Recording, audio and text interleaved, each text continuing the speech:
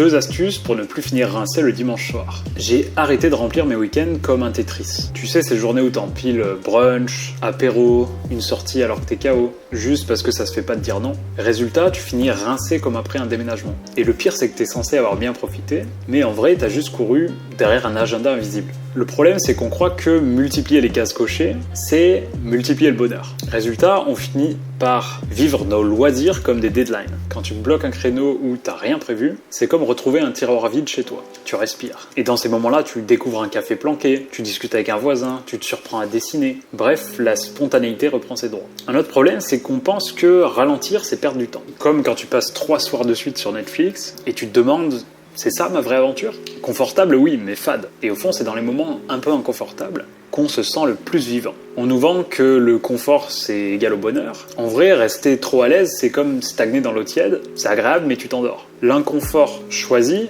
ouvre des portes. Pas besoin de trek au Népal, ni de dormir sur des clous. Ça marche aussi avec une vie blindée d'emails et de to-do list. Le premier problème, c'est que d'éviter la gêne sociale à tout prix, tu souris, tu hoches la tête, mais on se sent un peu invisible. Risquer une remarque un peu cash ou poser une vraie question, oui, ça peut créer un blanc de 3 secondes, mais c'est aussi la meilleure manière de trouver des conversations qui comptent. Tu passes de superficiel et lisse à vrai et mémorable, et c'est ces moments-là qui construisent des relations qui tiennent. Rester sur ses rails, même resto, même trajet, même rythme, la plupart du temps c'est confortable, mais à la longue, c'est anesthésiant. Tester un changement minuscule, ça peut être un nouveau quartier, dire oui à une sortie imprévue, même commander un plat que tu connais pas. C'est pas grand chose, mais ça crée une petite étincelle dans la routine. Et accumuler ces mini-étincelles font qu'on a l'impression d'avoir une vie plus large, plus riche. Alors cette semaine, si tu sens que ta vie ressemble trop à un canapé, rajoute juste une pointe d'inconfort. Tente une variante dans ton quotidien. En échange, tu récupères cette impression d'être en mouvement. Le canapé sera toujours là quand tu veux souffler, mais ta vie, elle mérite